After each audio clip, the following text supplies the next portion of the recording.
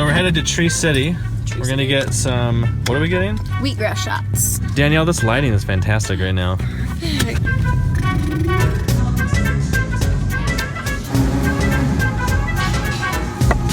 First time. Cheers, guys. What are we cheering to? Healthy lifestyle. Green to green games. Becoming our best self every single day. Cheers. It's not bad. It's not bad. Ew. It stays.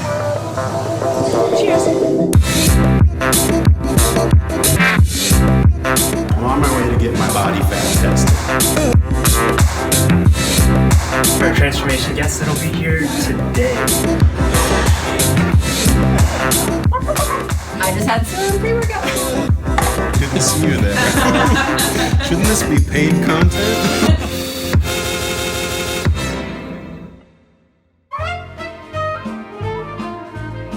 So the way I measure progress is by texting my friend Paul over here every Monday, Wednesday, and Friday. I tell him my weight, and that way we can measure out every week to see what kind of weight loss we're getting. Frequent weigh-ins are definitely essential for measuring your progress. So I definitely do that. I email Paul, and this is how we get it done. This week you should be taking some progress photos. Normally a progress photo will let you see how far you've come. I think in my case this week I'm seeing how far I have to go, and I'm using these progress photos as motivation to turn it up a notch. Hey guys, welcome to week 8. For me, it's really about how I feel in my clothes, how I feel during my workouts. Do I feel stronger? Do I feel like I'm lifting heavier? I'll be taking progress photos this weekend and comparing them with my week 4 progress photos. This week, I've been feeling a little meh. Stuff that I like to do to keep it fresh, to keep me energized and keep me motivated is I like to throw in some burpees or mountain climbers or jump squats, jump roping in between all of my sets of working out so I don't get stuck in the monotonous moving of the parts and get bored. So, yeah.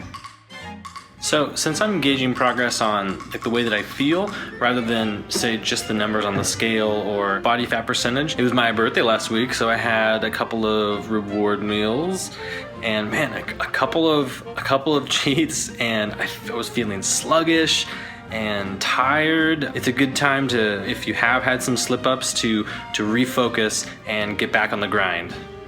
Of course, we're taking progress photos this week, but another way that I'll be measuring my progress is participating in the CrossFit Open. Actually, starting today, they're announcing 16.1, so I'll be taking on the next 5 weeks of CrossFit Open exercises and workouts and logging my progress to be able to check my scores and see how much better I get next year. Hey guys, wanted to do a quick handstand how-to tutorial for you. Always warm up your wrists. Good ways, stretching this way, open up your shoulders, whatever you want to do, just make sure you get warmed up before you attempt anything like this. First things first, you're going to start in a lunge, arms up by your ears. You're going to pass through a T, come down, and hop. I don't want you to go any farther, and I want you to practice that as much as you can. As you keep going, you're gonna go higher, back down. You go higher and touch, you come back down. You never want to exceed that. So those are your first steps. So arms by your ears, lunge, pass through your T, hit, back, down, back, and keep advancing from there. Work through it. So give it a whirl. What are you up to, Dean? Just packing a couple bags for our transformation guests that'll be here today. We bring out a couple guests each month that have had huge transformations. We just invite them out to the headquarters. We get a video shoot, a photo shoot, some swag, and big tours, and they also help steer and guide our business decisions and programs. We've got a lot of people. The hard part is narrowing down who to invite out. All right, I'm on my way to get my body fat tested with calipers. So it's going to be a skin fold body fat test. This is just one way to measure progress. It's a tool you should use along with the scale, progress photos, any other means or methods at your disposal. But this is a good one because it gives you a read on your body composition, which is fat-free mass versus how much fat you've got. And it's a nice indicator of how your physique goals are coming along. I have the pleasure of getting my body fat test done by our very own science editor, Chrissy Kendall, PhD. Now the nice thing here is Chrissy is an awesome caliper technician. She's done hundreds, probably maybe thousands of skin fold tests over the years in the lab. So she's very reliable, she's very accurate, she knows what she's doing. And so I feel like I'm in good hands. A couple key things that you want to keep in mind. One, all measurements are done on the right side. Now you can do just a 3 site, which is fine. I prefer to do a 7 site because then it takes into account body fat distribution. I like to go through twice and then average the values. Pinchy, pinchy. Striations. I want the feet to get cold.